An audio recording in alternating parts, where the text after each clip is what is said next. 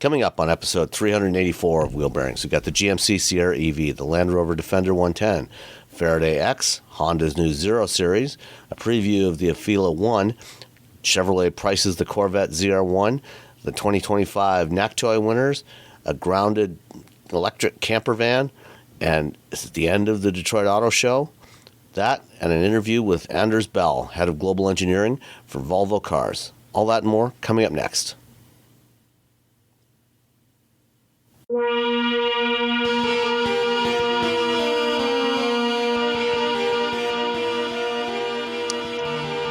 This is episode 384 of Wheel Bearings. I am Sam Abu-Al-Samad from Telemetry Insights. I am Nicole Wakeland from CarBuzz. And I am Roberto Baldwin from SAE International. And Nicole, would you like to talk about your ride this week? Yes. I had a Defender. Was it Buick Envoy, right? Yeah. Buick Envoy. No, this time it was the Defender Enclave. 110 Enclave. I know what you meant. The Defender 110X Dynamic SE, which is a weird name. So it's like, I find their models confusing anyway, but as we just had a whole conversation off air, I'm like, what? I don't have a Monroney for this because I wasn't provided one, and trying to figure out exactly which one I had is surprisingly difficult. We figured it out. So this is like the second trim up in the lineup. There's the S, there's the X Dynamic SE, there's the X, and then there's the V8, and then there's the Octa, which is like crazy. That's like the newest, like ultra high performance. Yeah, one. the Octa and the Octa Edition 1, which are like $152,000 and $167,000. Those are crazy people buying that. This is more normal luxury car price. The base trim of the Defender is $60,800. This is $72,100. And if I did my math correctly, gentlemen, you want to guess at the destination? Oh, you had to do math? Oh, man. 1,400. No, wait. Dang. 1,600. Man, I just had this car. Why don't I remember? I'm going to go with 1,750. Okay, he wins. He wins. Whichever one credit for that. Robby wins. Robby wins 1,625. Oh. So you were that close. Wow. I thought after I said it, I was like, well, that was way too high. No, that's assuming I did all my math right on the somewhat obtuse, sort of confusing site that Land Rover. I'm not a fan of their website. I find it confusing to navigate.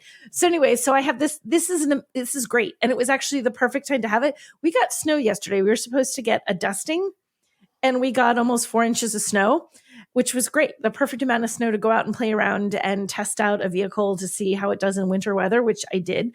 I even took it into an empty lot and did some donuts, which was super cool. Yeah, picked up some snow. That was very fun.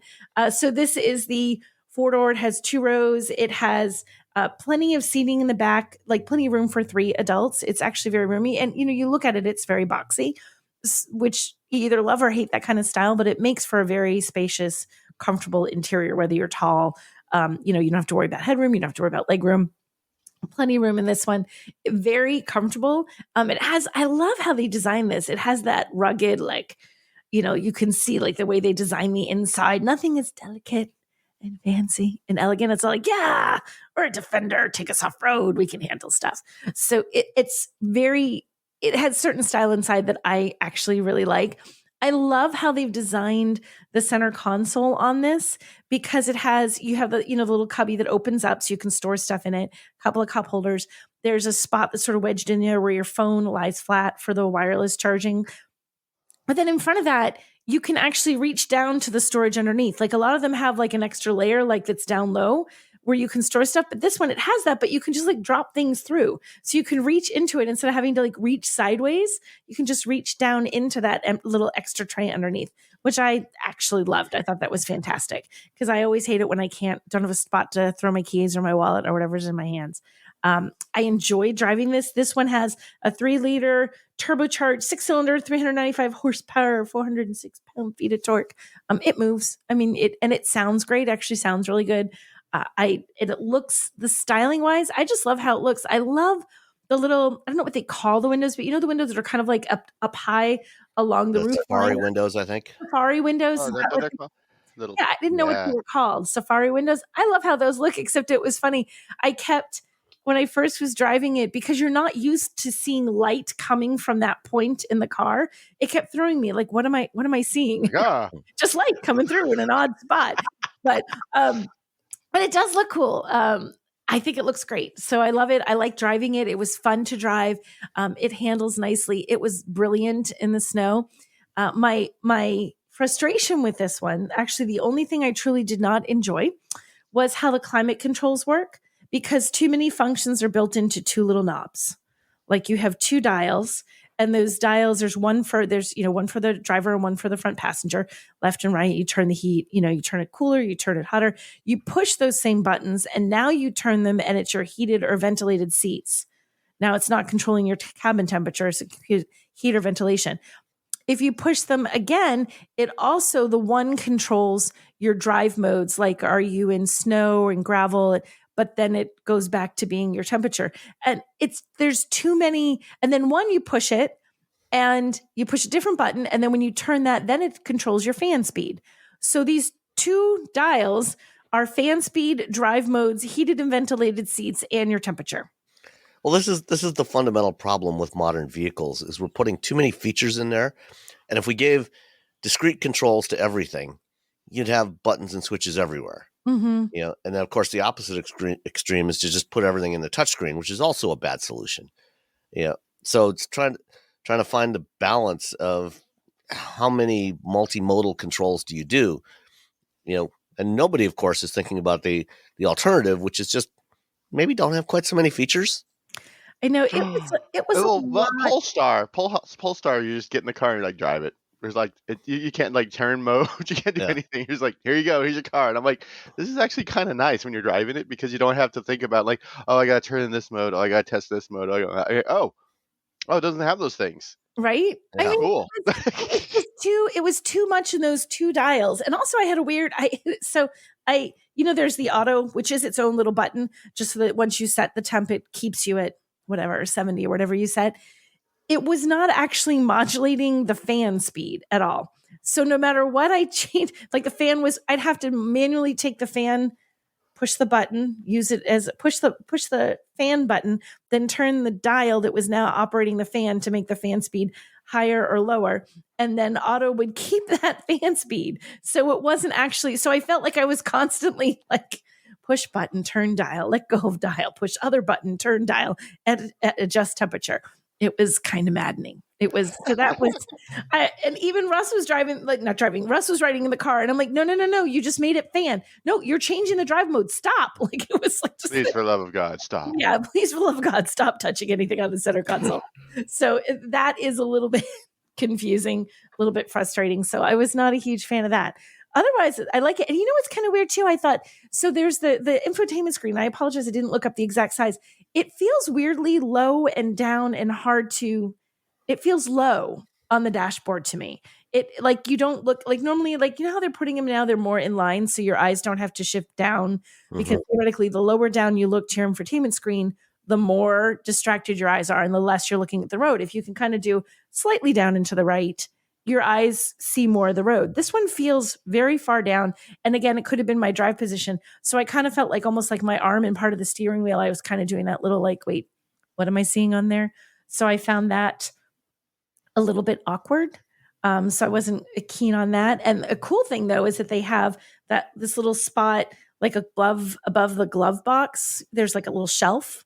And little shelf, it says Defender, which looks cool. But there's also a charging port right there. So someone can plug in their phone and then sit it right there to like rest, which is kind of a nice little feature. So I liked that. So it was mixed emotions. I liked driving it. I did not like the controls for the HVAC. Those drove me a little bit batty. And they also controlled the drive modes. And it was too much in those two dials. Well, it's got a very weird like screen. It bows out, and you're not sure if like when you tap on things, then it sort of melds into the next feature, right? And the only time it like goes really quickly is when you switch to like CarPlay, because it's like bam, CarPlay instantly. So you're like, okay, so this is definitely, I for years been trying to figure out if it's a feature or a bug, and it's definitely a feature. It's definitely something that they're doing on just purpose. doing slow animations. Yeah, just like very nice like transitions from here to there. Yeah. And you for a year, I'm like, oh, this is nice, but is it a problem or is it? Is it supposed to work this way, or is this a mistake? Yeah. Yeah. So apparently, it's supposed to work that way. I finally figured it out You after figured years of driving JLR cars, trying to figure out. I'm like, is this just because they're not putting enough information? Because then you click onto things and it's moving. So I'm like, all right. So they're not like cheaping it out and then trying to hide it with transitions. No. Yeah. It's Oh, is there earthquake? Earthquake. You had an earthquake? Yep. Oh, I didn't feel that. California, Just a little whatever. baby one. Baby it's a earthquake? Are we going to see it on the news? If I look up San Francisco, I'm going to see earthquake. Oh, let me go look at blue sky. It's probably going to be earthquake sky. You guys keep talking. I'll see what's going on. You have to run away. If you run off the screen, we'll know why. I mean, we can see you on the screen, and your house hasn't fallen down around you, so presumably it was a fairly mild one. That's a good thing. Maybe it's just a giant truck. Nah, that's pretty earthquake. Yeah, Dana There we go. Hall just felt a small earthquake here in Oakland. So Dana and I are on Team Earthquake. There was a 3.6 magnitude earthquake 42 minutes ago. So you have another one? Yeah, it's California. Oh my gosh, I can't live there. 3.6, you might not even feel it. I've been in earthquakes where they had to yeah, there we go. My grandmother's house had to be demolished. Oh my goodness. I've been camping where there's earthquakes, where there's giant boulders rolling down the hill. No, I'm not in California. I've been in earthquakes where there are, we had a chandelier in our house and it was like smacking the roof of the house or the ceiling. That's horrifying to me. No, thank you. You're just like, oh, okay, another earthquake. But at least you're alive, so we're good. Yeah, everything's fine. Sorry, everybody. Today's earthquake break brought to you by indifference to the geological movements of the planet. Nicole, have you ever felt an earthquake? No, well, actually, believe it or not, here, yes, we had a little tiny earthquake. We've had like two. Technically, New Hampshire, believe it or not, is on its own little fault line, and it has a little when we have a little earthquake, few and far between. They're so barely there, but because I think we never have them, when they do, you're like, what the heck? Like you really notice it because you don't just looking around. You're like, why do things feel funny? But they never do anything. It's just like as soon as you realize it's happening, it's done, and it's small and unnoticeable for the most part. The one time I felt an earthquake was when I was working at the GM of Canada St. Catharines engine plant, and I was in the office, and I felt something. And I figured, because the offices are up above the factory floor, and so I figured, it's probably just a forklift ran into one of the pillars, one of the pillars that holds it up. And it wasn't until later that I found out, it was an earthquake that was actually centered in Quebec, which was like several hundred miles away. Wow. Yeah. Wow. So it was, tiny for you, bigger for them. All right. Earthquake alert is done. Let's move on. What are we talking about? I'm talking about the Defender. So that was it on the Defender. Really enjoyed driving it. Pricing wise, $72,000. It's not a cheap vehicle, but I mean, it is still a luxury vehicle and capability like crazy. And aside from the controls for the heat, air conditioning, all that, which kind of, I suppose you get used to it, but I just don't like it when that many things are in one function or in just two dials. I really did enjoy driving, and it's a nice car, and it's just fun. It looks cool. My neighbors all think it looks neat. So there you go. Which color do you have? I have, it's like I didn't write the color. Again, I don't have a Monroney and I didn't look it up, but it's sort of like a brownish goldish color. I'd have to. Okay. So that's the Gondwana stone. Yes. I think that was it. I did see that when I was looking at it's Gondwana stone. What is Gondwana? Is that I haven't, for all I know, it may be a completely made up word from some designer. Gondwana stone. Yeah, that's it. I just Googled Gondwana stone. That is definitely the color. Where is your home? It was a large landmass, sometimes referred to as a supercontinent. The remnants of Gondwana make up around 2/3 of today's continental area. It's like Patagonia. No, wait. We're all about Pangea, yeah. All sorts of, like learning about earthquakes today, learning about the stone. It's little geology. Geology. We're all learning. Geophysics. So it makes up around 2/3 of the continental area, including South America, Africa, Antarctica, Australia, Zealandia, which is I guess that's the New Zealand area. and Arabia and the Indian subcontinent. And you can find it on the Land Rover Defender 110. It Cool. does look good. It's a cool color. Yeah, no, it is. Yeah, I mean, Defender doesn't have really like bold colors, but they have some interesting colors. Yeah, and it looks good with the black. I think it's a black satin wheel. They call it the wheels and and you get a little bit of that Gondwana trim, stone trim on that little sort of patch that's sort of near the C pillar in the car. There's like a little rectangle. It's a Defender or Land Rover on it. It's really cool. Yeah, I personally like the Pangea green. The Pangea green is really nice. Yeah, I have the Pangea green. I dig it. That's the color. That's kind of like that's sort of light. I like that color. Yeah, the Defender 90 that the TFL guys bought is Pangea green. Oh, really? Yeah. Oh, that's the best color and the best Defender. Yep. I like that. I like the Pangea green. That's cool. Yeah. I really like the 90 so much. I think I've talked about this like a dozen times. I think I should just shut my mouth. Just be quiet. Just shut your mouth, Robby. Anything more on the Defender? Nope, that's it for me. Okay. Done. I'm out. Bye. No. Goodbye. Robby, do you want to say anything about the car you have only very briefly driven, or wait till next week? It's like a preview, like coming next week on the Wheel Bearings podcast. Robby will talk about the BMW Z4 M40i with a manual transmission. It's green. It's a matte green. It's convertible. It's all the things that a car should be. And I haven't had a chance to drive it. So I have to drive it today so I can talk about it next week. And then I'll also have a WRX for next week. So I'm getting I have two really great cars. I love the STI and the WRX so much because they are the ultimate. I want to go drive on back roads, and it doesn't matter if they're a little messed up versus like sports cars where you're driving on back roads and a little messed up. Nope. Now I just jump this Aston into the other lane because there's a bump in the road. I jumped my Aston. Yeah, sure. Whoops. Oopsie. Whereas the STIs will be like, yeah, I got this. And it has that wonderful gearing on the STI, on the transmission, which I adore. So two manual transmission vehicles. It's gonna be a hootenanny here at the Baldwin household. Hootenanny. You can't hear, but I won't be able to tell you anything until next week because I literally have only driven the Z4 to Target and to CVS. I was gonna take it to band practice, but band practice is in kind of a rough neighborhood, and like I'll look at the car and I'll be like, no, that's not the car to take. Plus, I had to bring home something very large. That was the other thing I had to bring home the Nintendo controller that I built, which is very large. It's not like a little Nintendo, big Nintendo. So no Z4 for that trip. All right. Well, I had the 2025 GMC Sierra EV Max Pack, I think, or hold on, exactly what they called it. The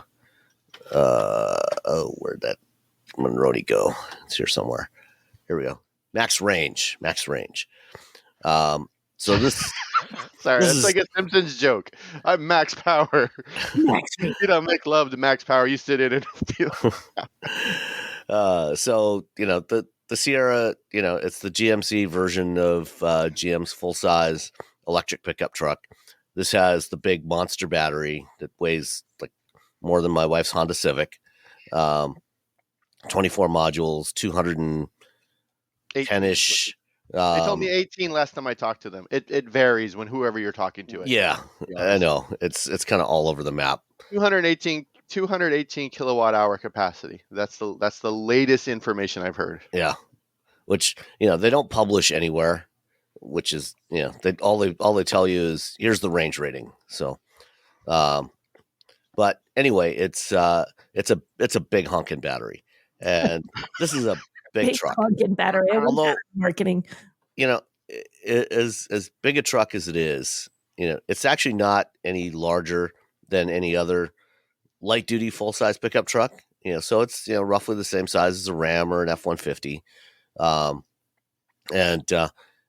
Like the Silverado, GM has gone with this unibody architecture that integrates the frame into the body structure so that it can hold this 3,000-pound battery pack. And then, it doesn't have a separate bed, a separated bed from the cab. It's all one big unit, which means that you have the benefit of it's available with the midgate, which with the combination of the midgate and the 63-way folding tailgate, you can potentially put in objects that are up to just shy of 11 feet long, from the back of the front seats to, if you put the tailgate down and flip up the little stopper at the end there, you can have almost 11 foot long objects in there, which is way bigger than any other truck. You can split the midgate. You can either put the entire midgate down. You can take out the rear window and clamp that on there, or you can leave the window in place and put the midgate. The midgate splits 1/3, 2/3. So if you only, if you need to carry some extra long 2x4s, but you still want to have a couple of seats in the back row, in the second row, you can do that. The main differences between the Sierra and the Silverado are some styling differences. The design is slightly different, and the interior is pretty significantly different. So Chevrolet, basically across the board on their EVs, and actually even on some of their gas models now, has got basically the same display layout where you've got a big 17-inch center touchscreen, and then overlapping that is an 11-inch instrument cluster display. Like the other newer GM EVs, there's an Android Automotive operating system, infotainment system with Google Automotive Services, no smartphone projection. And, we've had that discussion numerous times. Millions of times at this point. Yes, millions of times. One thing I've started to notice on the last couple of these GM EVs that I wish they would address. I'm not, unlike a lot of people, I'm not fundamentally opposed to dropping smartphone projection, because it does tend to be a little flaky, and lose connection to the phone, and then it gets really annoying. But if you're going to go this route, then I think that there's some additional apps that need to be included in here that you don't have access to without your phone. Like, for example, the Google Automotive Services suite, I think, should also include Google Calendar. I use that. I use the calendar a lot, because it's like, where do you want to, you have to go to this thing, and then I can click on it and it'll have the directions to the place. Yeah, if you have a location already set up in a calendar event, I just open Calendar, in Android Auto, tap on it, and it pulls up the directions in Google Maps right away, and so they should have that in there. So that's kind of annoying. Also, I've noticed in recent weeks a couple of different vehicles that I've driven. I'm pretty sure they used to have the Hoopla app in the Play Store. So there's a couple of apps that are available through public libraries to get audiobooks and ebooks and things like that. There's Libby and Hoopla are the two main ones that most libraries across the U.S. use. The Libby app is still there, but they don't have the Hoopla app, which is available on Android and iOS and other platforms, but it's not in the Play Store for Android Automotive, which is kind of annoying, because Hoopla and Libby don't all have the same set of books. And I sometimes listen to audiobooks. And so if I'm using Android Auto, the projection system, I can use Hoopla in that environment, but it's not in the Play Store for Android Automotive to run natively on the vehicle. And so it's kind of a pain there. If I'm listening to a book from Hoopla, and I can't do it that way.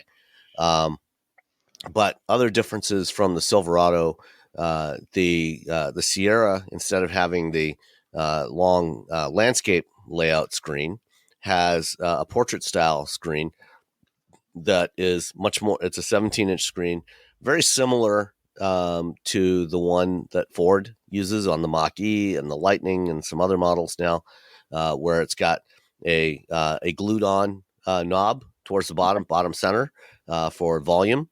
And when I say glued on, I mean that's literally how these things are Is manufactured. it really just glued on there? It, Is it it really is just like it is pushing glued that on, Oh my god! and there's a capacitive circuit in there. So from the rim of the knob, it's literally, when you twist the knob, it is literally tracing around on the screen.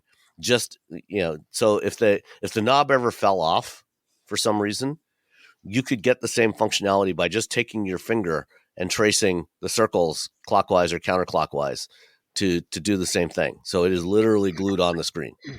And in fact, this, Ford was not the first to do this. Some of the other stuff, like some of the Jaguar Land Rover stuff where they have the knobs, I think the Defender's not one of them, but some of the other JLR stuff has had the temperature knobs on the corners of the screen. They were done the same way. It's because they have the little display in the middle. So having this ring that you can rotate, then they can just display different stuff in the middle of it, like your temperature or your volume, whatever. And one thing I do appreciate GM for is pretty much across the board, they are continuing to stay with physical controls, physical switches for things like temperature, and fan speed, and all your other climate controls. There's rocker switches for the defoggers and rear window defogger and all this other stuff. So you're keeping physical controls. That I really appreciate that.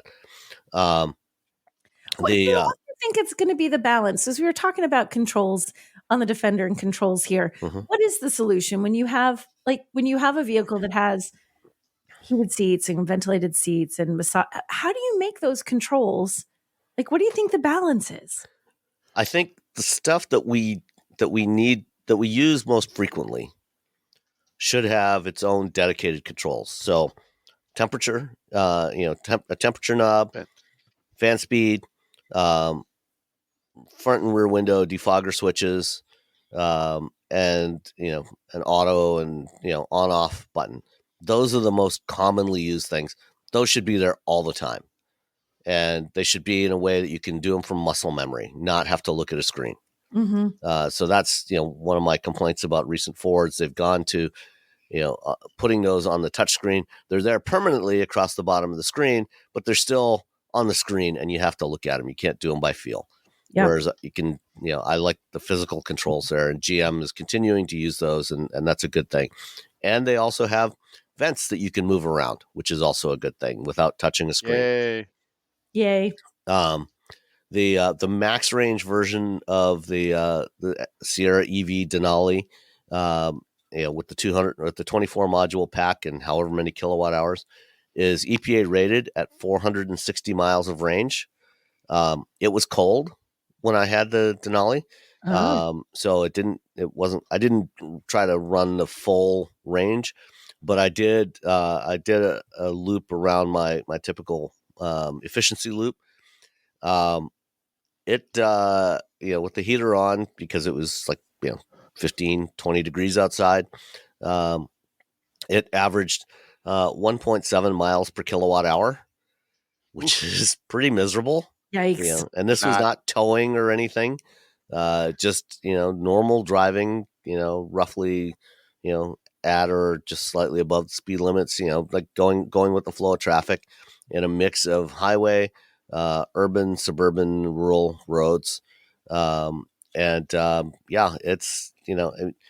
and a big part of the reason for this, yes, I had the heat on, but also when you open the door and you look at the stickers that are on the driver's door jamb, where it tells you what your maximum tow rating is and your GVW, the curb weight on there, 8,998 pounds. Wow. So 9,000 pounds empty, which is ridiculous. Yeah. No, it's too much. It's too much. You do get a decent sized frunk, with a power opening frunk lid. It's a little bit smaller. It's narrower and slightly shallower than the one in the F-150 Lightning, but it's more usable than what you'll get in a Cybertruck. It's a decent looking truck. One of the advantages of the dedicated body structure that GM did for the Sierra and Silverado versus the Ford approach with using the existing cab is because you don't have the engine up there. They were able to shift the cab area forward a few inches. So even though this is a tall truck, it's got it's got a little bit better visibility than what you get in most full-size trucks to the front. Still not great, but it's better. Overall visibility out was okay.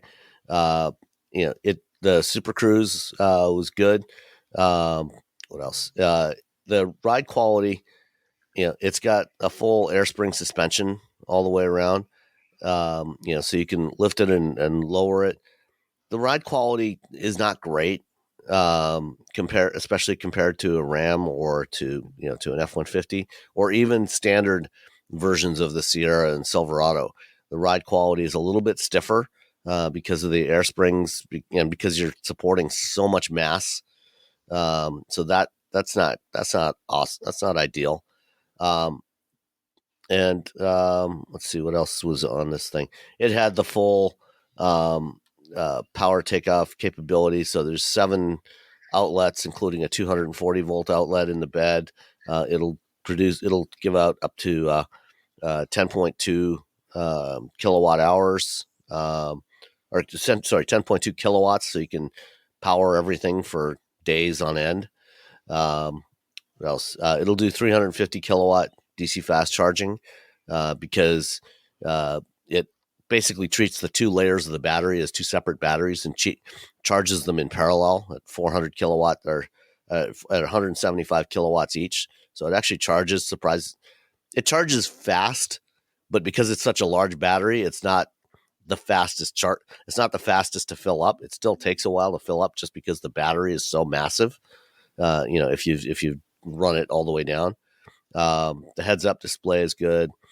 I continue to like the GM's haptic seats. When you're for the blind spot monitoring and lane keep assist and Super Cruise, to give you a little buzz on one side or the other if there's something to alert you. I actually think that works better than some of the other visual alerts or audio alerts. But yeah, I mean, it's a good truck, but it's really heavy and really, really expensive. What they call the extended range, which is the base version, which has 4 fewer modules in the battery, and gets a mere 380 miles of range. That one starts at $91,995. Jeez Louise. The one that I had, the max range, has a standard MSRP of $98,400, and it had an $800 tonneau cover, vinyl tonneau cover, $495 for the optional Onyx black paint, and a dual level charge cord for $295. Grand total came to $102,085. Oh, that's a lot. It is. It is a lot. A guest and destination charge money for a 9,000 pound truck. Oh, $2,000. I was gonna say $24.95. Robby's closer. It's $22,095. Okay, still so up just shy of there. $2,100. So much. One thing I really did appreciate is when I was leaving for CES last week. It was 15 degrees out on Sunday morning when I was heading to the airport, and the day before I took a little time and figured out, and I did have to do a little research to figure out where to find the scheduling for the charging and preconditioning. But once I found that, I set it to set the temperature to the cabin temperature to 72 degrees by 6:15 a.m. the time I was planning to leave. And it does that while it's plugged in. And this is one of the beautiful things about EVs. You plug them in, and then you just you can set the schedule for when you want to depart, and it will work backwards from there, and it will preheat your cabin or pre-cool it if you're somewhere where it's hot, all while it's plugged in. So it's not taking away charge from the battery. That was very, very helpful to have when it was 15 degrees out when I was going to the airport. I bet. Yeah. That's pretty nice. Yeah, I'm a big fan of that. And when you're doing that, you're also getting the battery ready so if it's super cold, your battery will last a little bit longer. So that's really nice. You're preconditioning the battery essentially. Yep. And you're doing that with the power from the grid versus, making your car try to do that. So your car is trying to keep your battery and it's trying to get to an optimal, operating temperature. And so it's using energy to get it so it'll be more efficient to do energy. So if you can just do that with the what do you call it, the grid, then that's better. Yeah, and the Sierra, one advantage of the big battery is if you tow, the Sierras and Silverados can tow 10,000 pounds, but unlike the F-150, because it has a much smaller battery, struggles to get much over 100 miles if you have a big trailer. You can get well over 200 miles on a charge when you're towing a max size trailer with this thing. So, Nice. All right. Let's talk about some of the stuff that we saw at CES. CE what? Yeah. What? Let's start with Faraday. I didn't see anything, so I don't know what we saw. Nicole and Rebecca came with me to check out Faraday X, which I think we referenced last week. This is supposed to be the entry-level lineup for Faraday Future. It's their new sub-brand, Faraday X. As I said, somehow they keep managing to find some money somewhere. During the briefing, when we got there, we sat down with Max Ma, who is the CEO of Faraday X, this sub-brand of Faraday Future. And one of the questions we asked was, so how many FF91s have been delivered? I think Robby should take a guess because you and I know. So I know they made 12 mules. Well, that's what I don't know that. I was told back in the day. So I'm assuming 12. I think 12 is like a number that they love. Is it 12? Slightly off. You're quite close. Yeah. So this is a car that was first shown at CES in 2017. So that is 8 years ago. 8 years. 8 years. I rode electric scooter, like a Vespa style scooter at that CES. It was the best. It was one of the best CES because I just rode my little scooter around town. Yeah. I was at that 2 hour long event. It was very long. 2 hours of my life that I'll never get back. And at that time they were saying, this was in January of 2017. They were saying that car they would start deliveries by the end of 2018. And at that point, they had moved a little dirt around on the proposed factory site, and that was it. They had some prototypes. As of this week, they said they've delivered 15 or 16 of them. 15 or 16. And how many years is that now, Sam? Let's just revisit that. When was this first? 2017. 8 years. 8 years. So a while. About 2 so that's years. like less than 2 a year. 1.97 a year. 1.8 a year. 1.97 vehicles per year. And supposedly Morgan Freeman, the actor, who was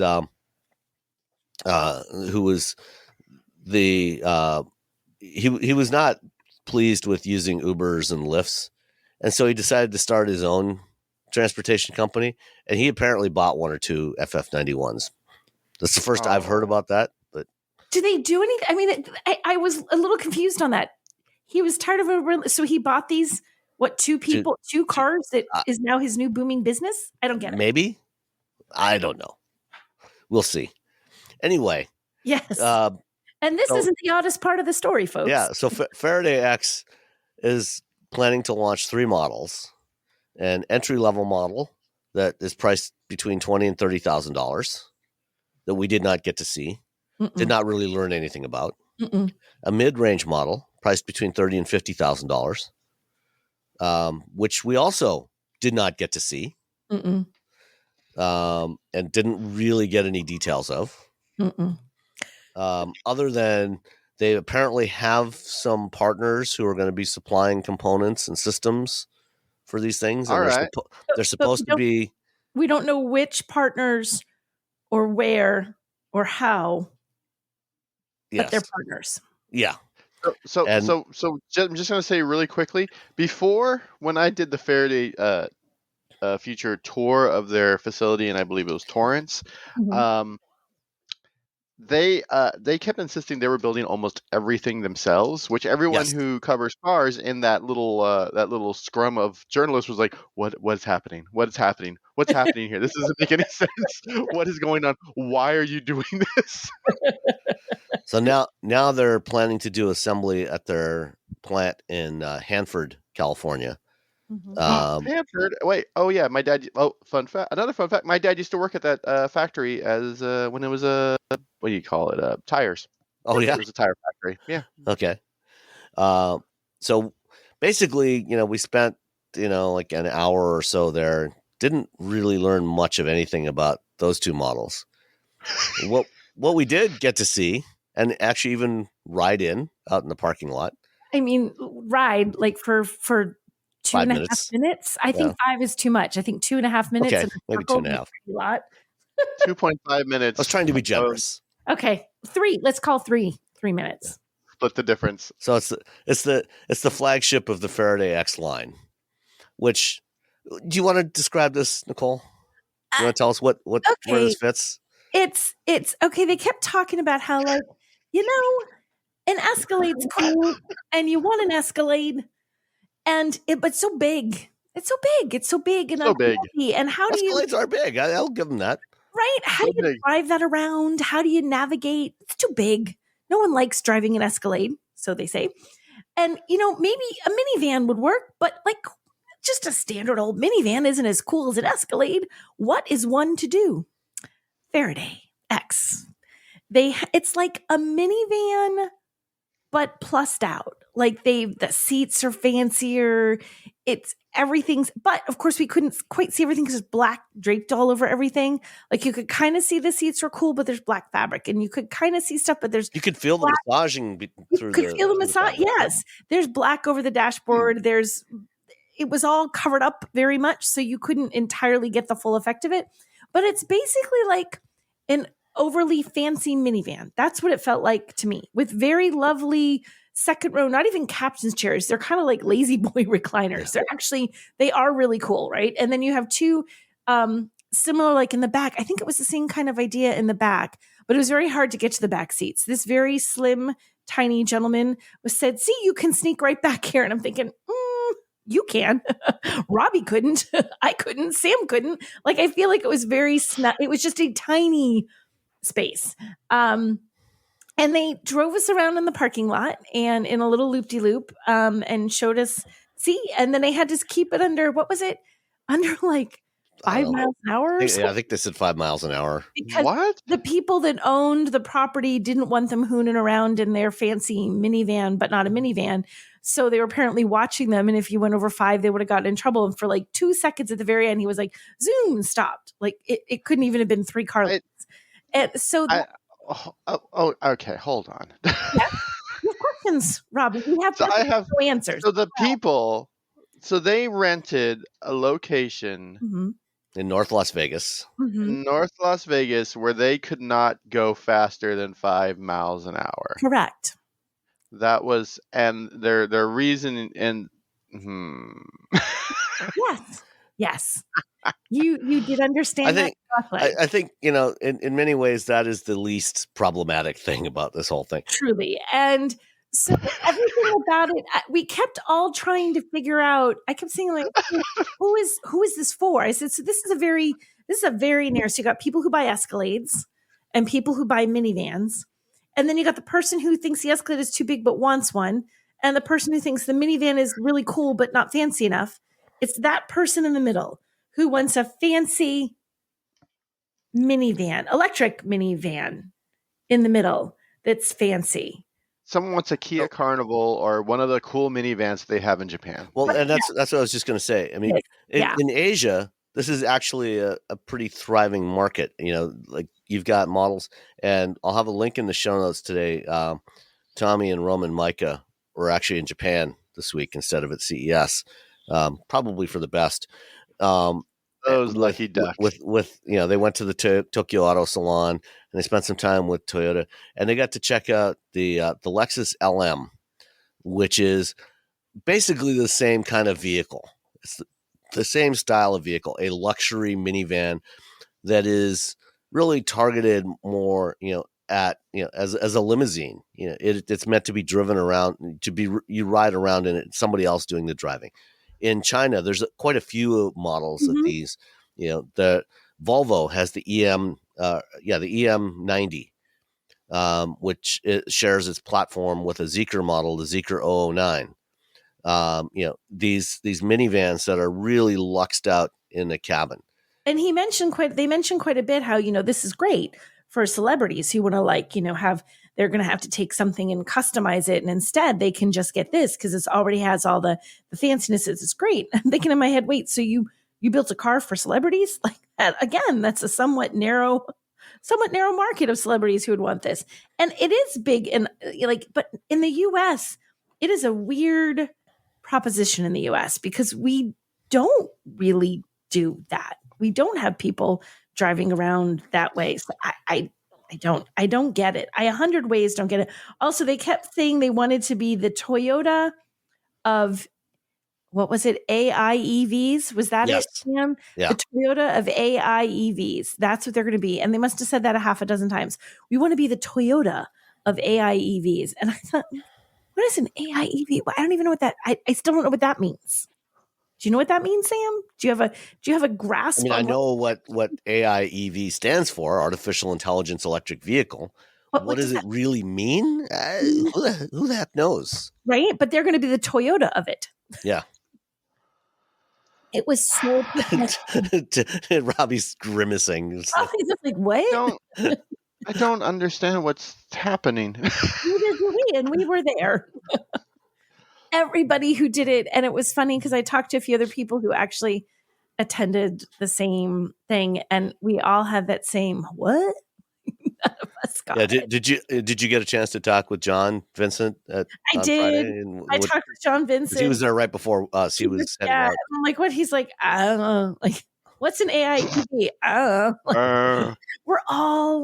We're all mildly perplexed about what this is, and they did this whole. I mean, they had this whole like not warehouse, but showroom, and they had it was they did it like you would do for anything that you were actually going to give information on and reveal to us, except didn't really give us information or reveal anything.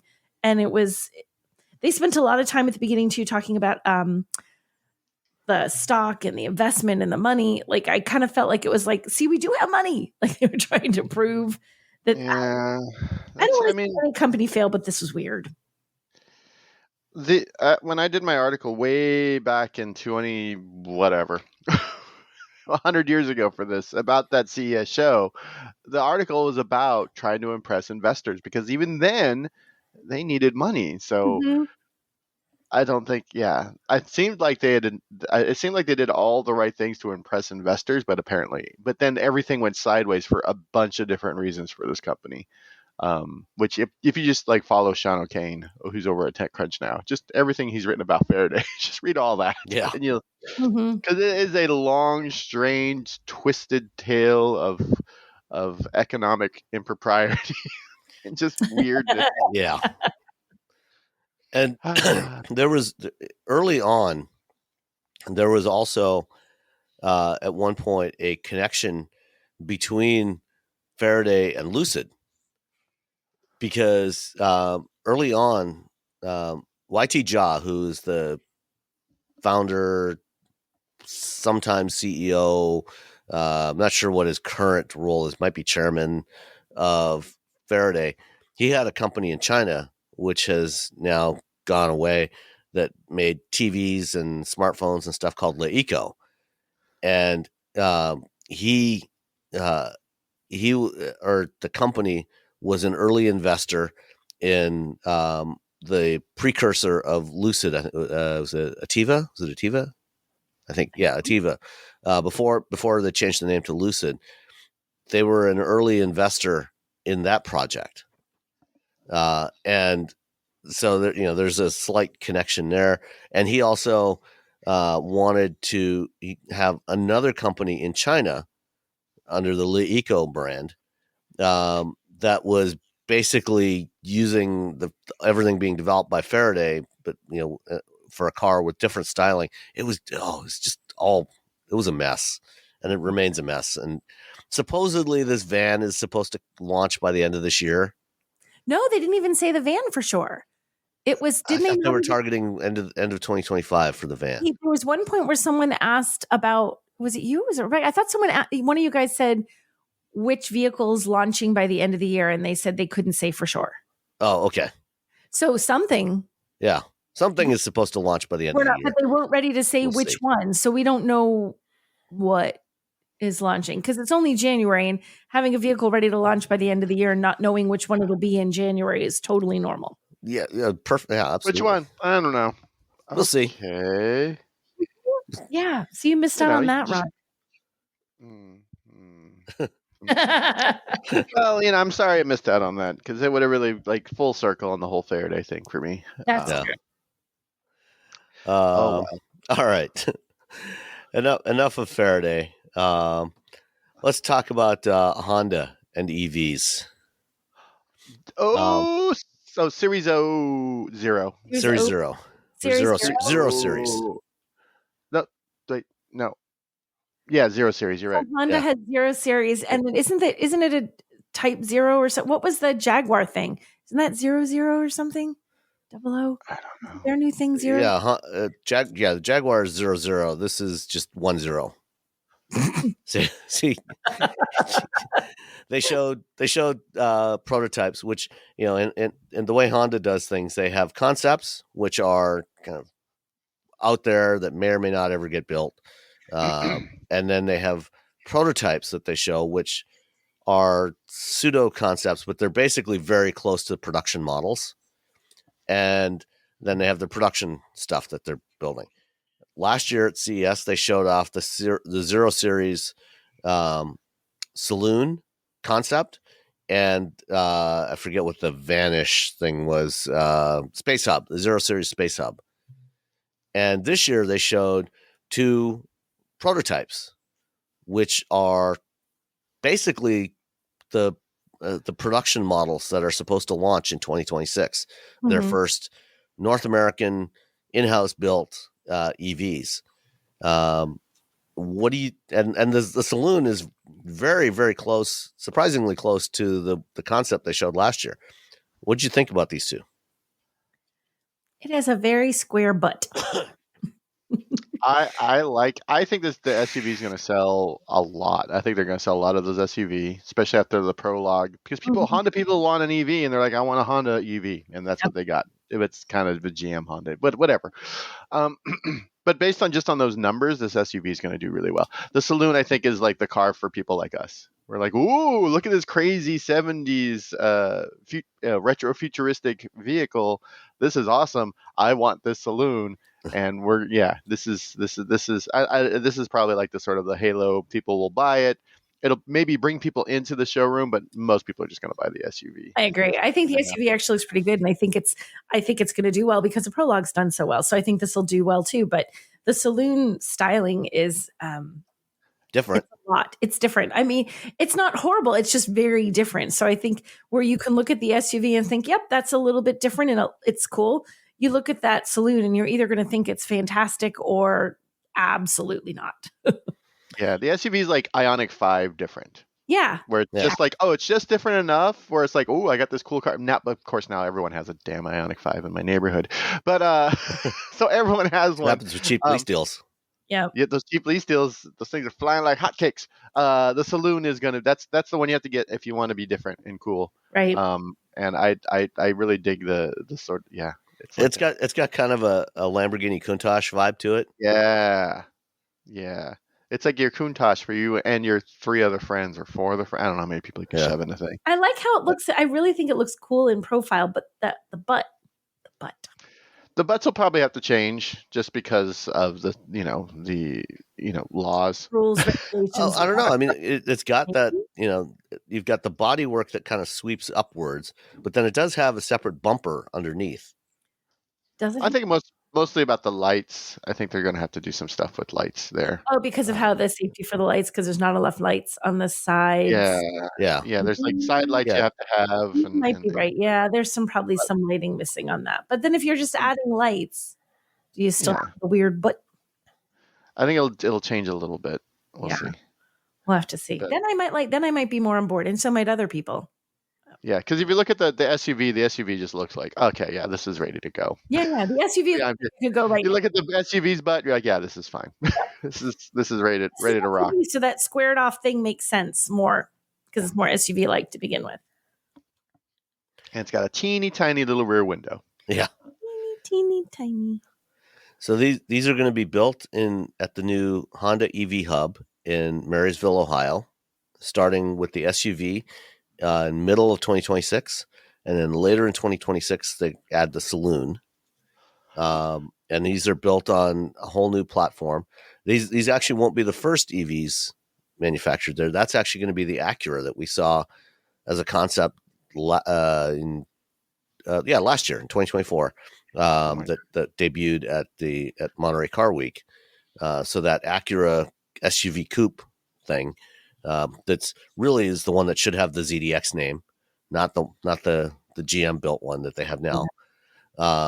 That is supposed to launch production at the EV hub late this year, and then followed by the Honda 0 Series SUV, and then the saloon later next year.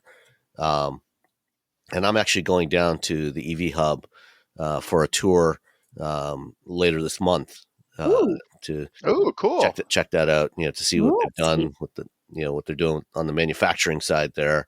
So they've got a new joint venture battery plant there with LG, and then they're retooling the Marysville assembly plant to build EVs alongside internal combustion vehicles as well that they're building in Marysville, which I can't remember what they're building in Marysville right now. I think Accords. I think they build Accords there.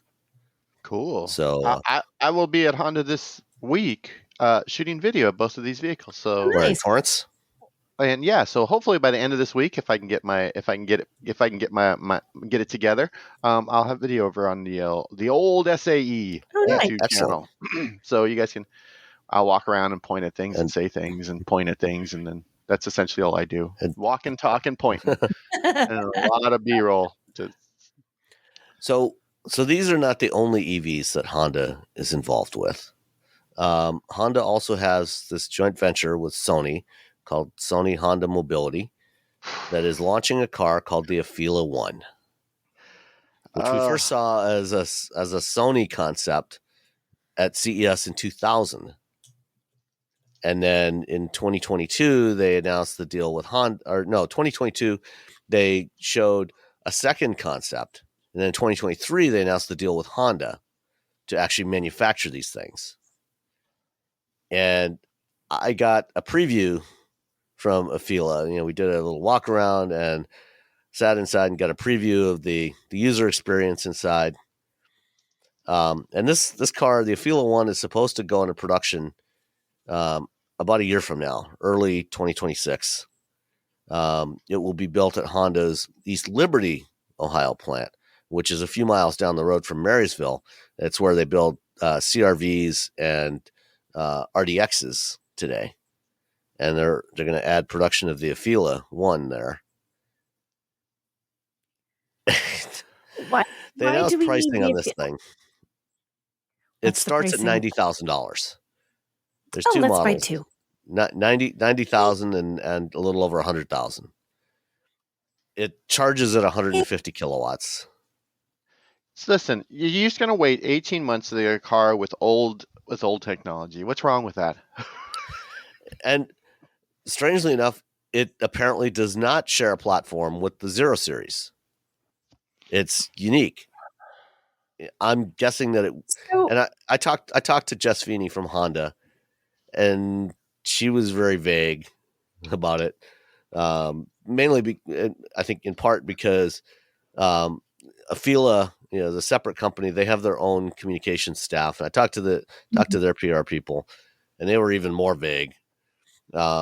Except claiming that it's not based on the Honda platform.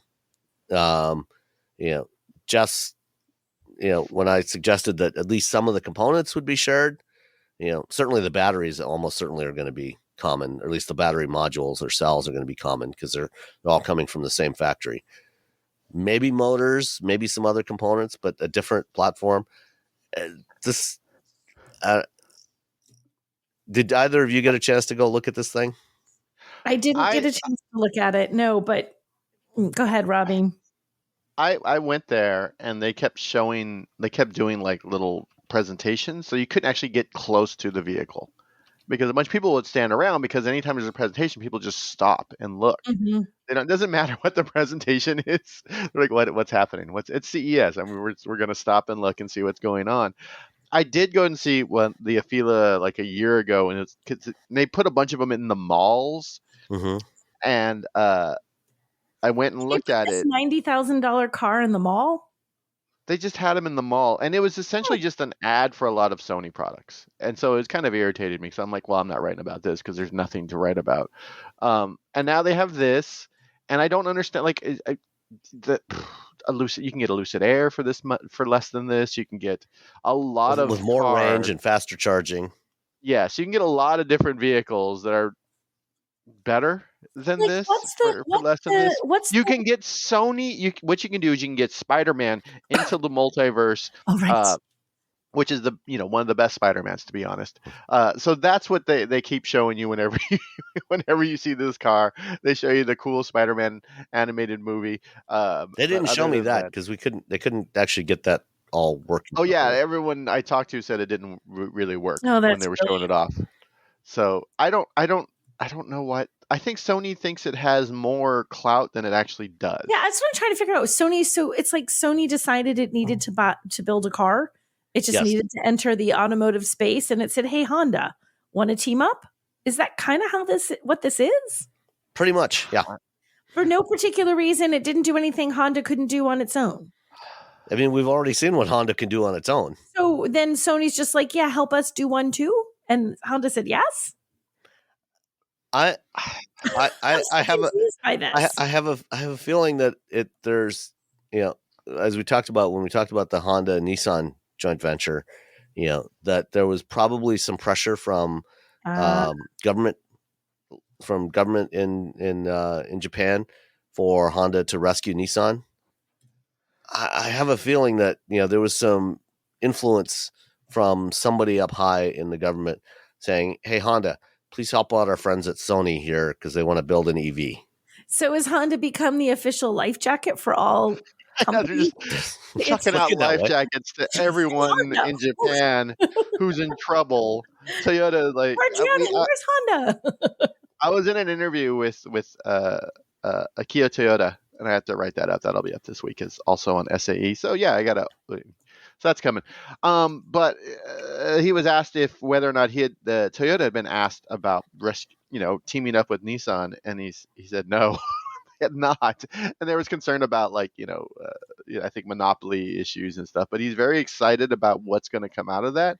But I feel like everyone's just like, I don't know, just go to Honda. If I were him, if there was any excitement, it was because now all Nicole and Robby and I all travel a lot for our jobs. We've flown hundreds of times. We probably should know what to do if anything goes wrong, but just in case, the airlines play that safety video every time, and they keep changing them up just so that we stay interested in them. Going online without ExpressVPN is like not paying attention to the safety demonstration on a flight. Most of the time, you'll probably be fine. But what if one day that weird little yellow mask drops down from the overhead and you have no idea what to do? Every time we travel, we end up connecting to unencrypted networks or strange networks that we don't know in coffee shops, hotels, airports. Every time I step into a Delta Sky Club, I usually end up hooking up to the local network there because a lot of times the cellular networks don't work so well inside airport buildings. But When you do that, a hacker, any hacker on that same network, can gain access and steal your personal data, passwords, bank logins, credit card details, etc. It doesn't take a whole lot of technical knowledge to do it. You can just buy some cheap hardware, and even a smart 12-year-old could do it. That's why they call them script kiddies. The data is valuable. Hackers can make up to $1,000 per person selling your personal info onto the dark web.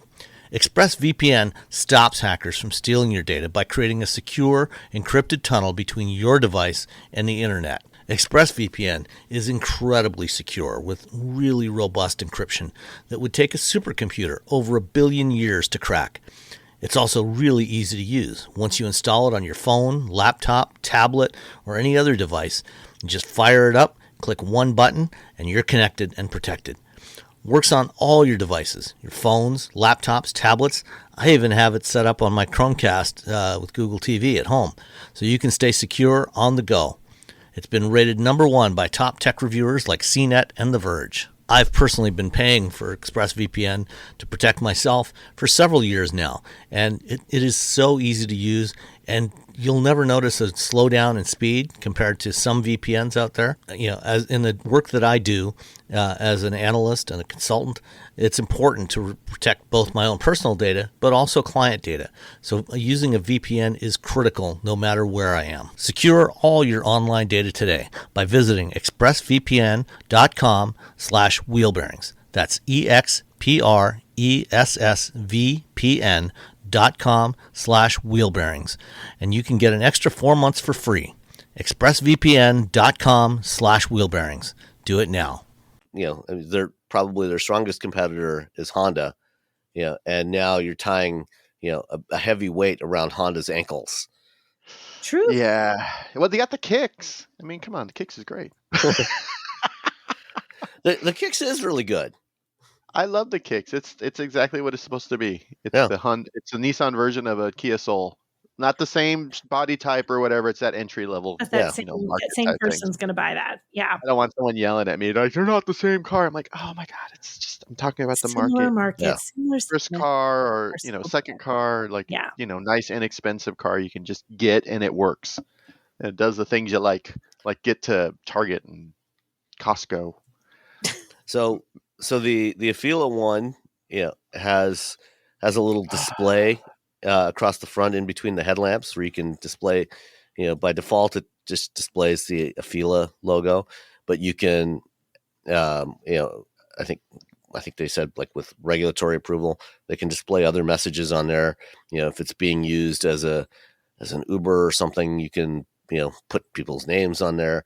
Or, I think the one example that the Kyle Allen, the rep from Afeela that was giving me the demo, talked about was, if you're pulling up to somebody's house, pick them up to take them out for a birthday dinner, you could put "Happy Birthday," across the front. It's like, oh, okay, and You then, use it for swears when people cut you off. I feel like presumably, you.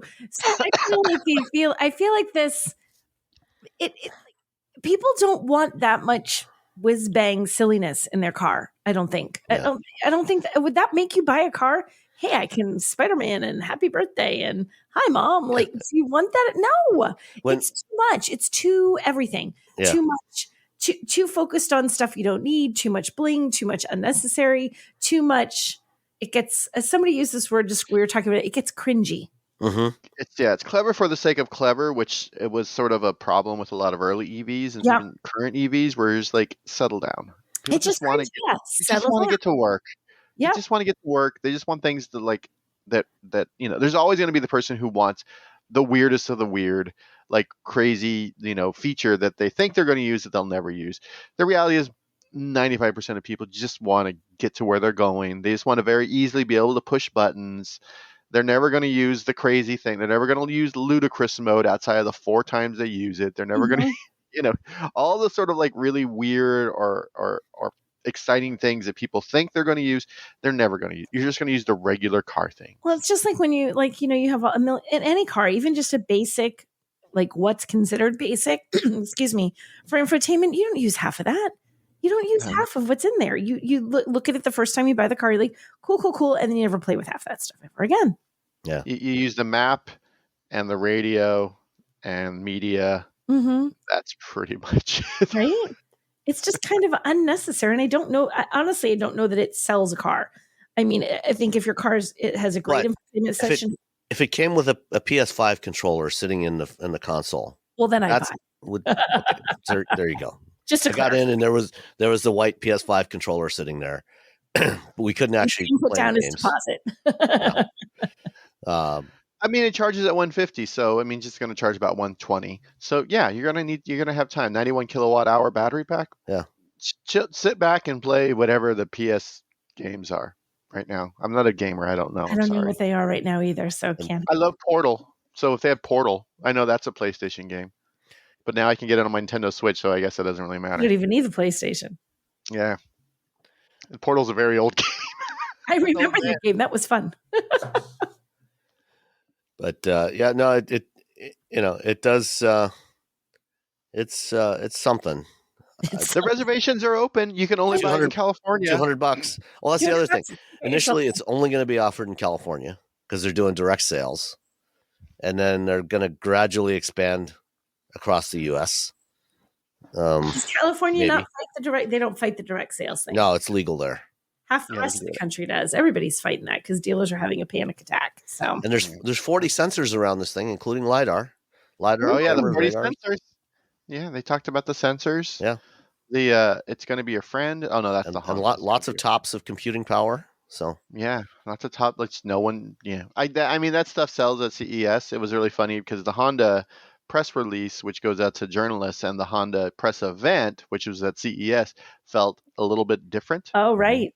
Yeah. Because one's for like people who actually write about cars, and the other one's for people who are tech reporters who go to CES. And so I felt it was kind of fun to see that sort of the difference between them. Yeah. When it comes down to it, because you have to sort of like, you play to the audience you got. Right. So yeah. We're all going to be driving the Sony Afeela in 18 months. That's sure. And our first drive in, I guess, California, maybe my house. And hopefully they'll even have the software working by then, because it sure wasn't working on Tuesday. they got 18 months. They can do it. Maybe. I don't know. Call Rivian. Yeah. Pull a Volkswagen. Sony. And software's hard. Software's really, really, really, really, really, really hard. And I think all the automakers have finally realized that. And not Sony's turn. Good job, Sony. All right. Enough of Afeela for now. Okay. The Corvette ZR1 is coming. It's got a top speed of 233 miles an hour, 0 to 60 in 2.3 seconds, 1,064 horsepower. And guess how much it costs? Too much. 150. Nicole? I'll go 125. I'll just go low. It's $174,995. That's a lot of 401ks being emptied.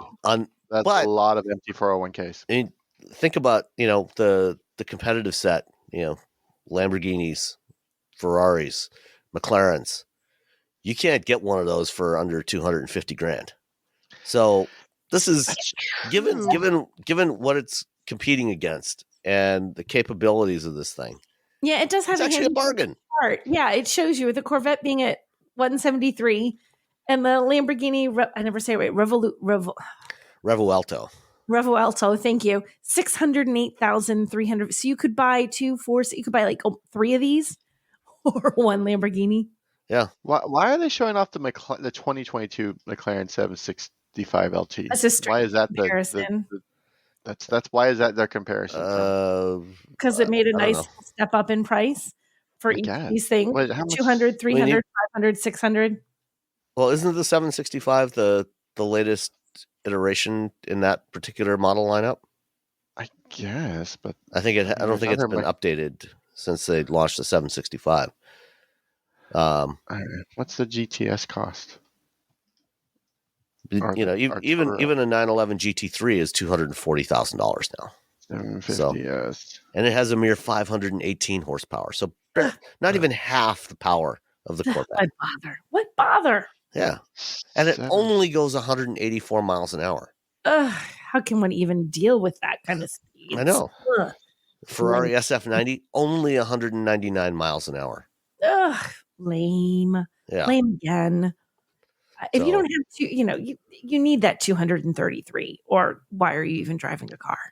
I mean, whatever you may think of Corvette, and I've had mixed feelings about Corvette over the years, you do get an amazing value in terms of performance compared to a lot of other cars.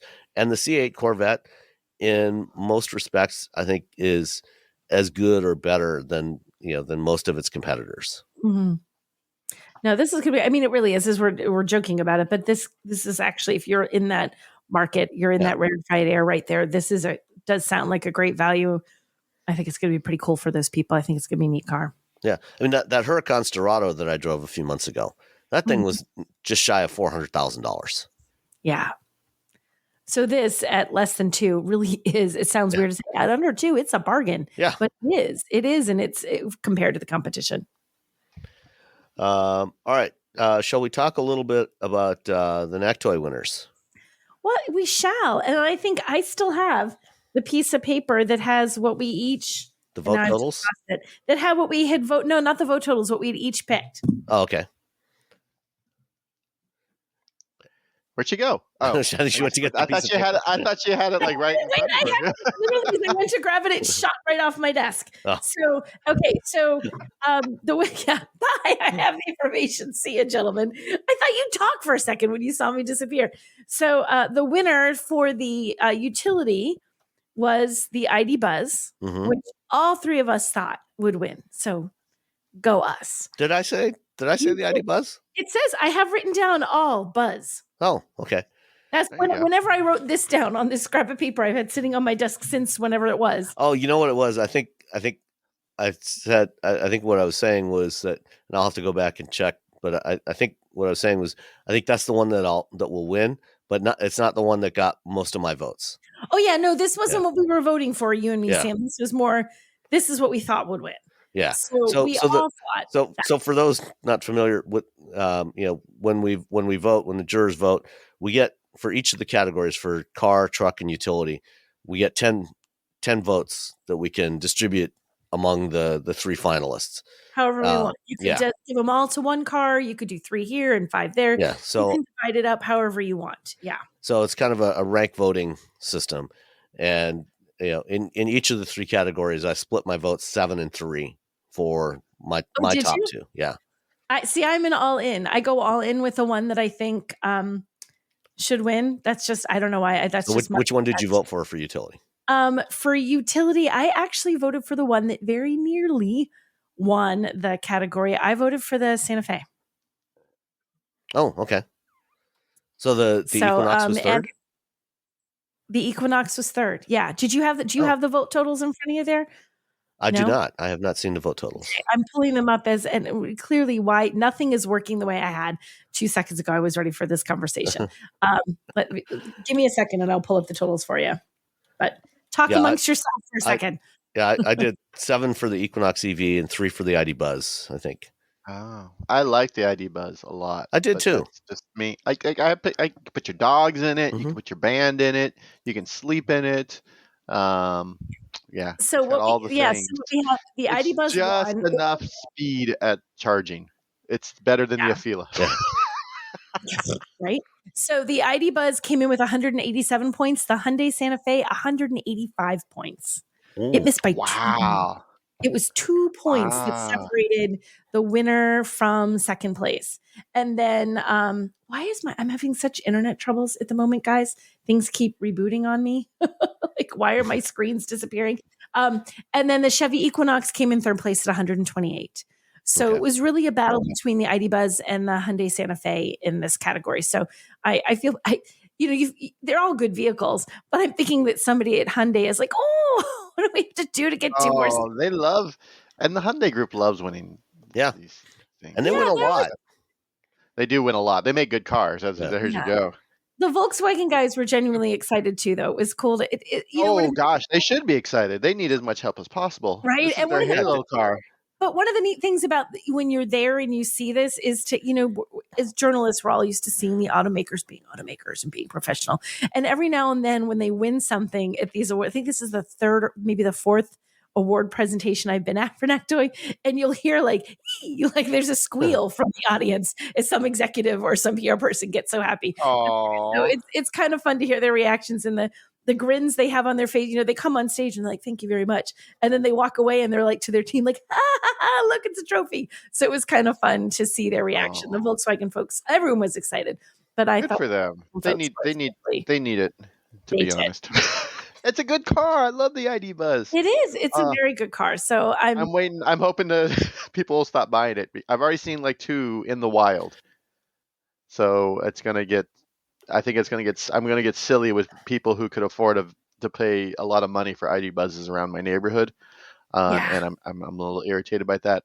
But I'm hoping that at some point they'll have a nice lease offer on them, and I can get one. We'll have a deal. So that was utility. Then for car of the year, it was the options were the Kia K4, the Toyota Camry, and the Honda Civic Hybrid, and the Civic Hybrid one, which is what both of you thought. I kind of thought the Camry might win, and again, I picked the second place guy because the Civic Hybrid got 205 votes, or 205 points, I should say, and the Toyota Camry got 165, so not nearly as close. And the K4 was in the back at 130. So that one. I mean, I wasn't surprised. Still wasn't surprised. I think I wouldn't have been surprised with Camry or Civic. Neither of those would have surprised me. I had the impression that people were more impressed with the K4 than the Camry. I mean, the Camry is good, solid. It's exactly what you would expect. But the feeling I got from talking to people was that there was a lot more positive feeling about the Kia. I figured the Civic was going to win because it's just such a good vehicle. Yeah, but I thought the Kia would do better than that. But I was surprised by that too. Like I said, I wasn't surprised that the Civic won, but I was surprised the point spread. I was surprised that the Kia did. I mean, it's not fair to say it did poorly. How many cars did it compete against? It was number 3. You know what I mean? So, but I thought I was hearing more positive feedback about the Kia than the total reflects, I guess. Yeah. But so Honda Civic came out on top. And then for trucks, we had the Ford Ranger, the Ram 1500, and the Tacoma.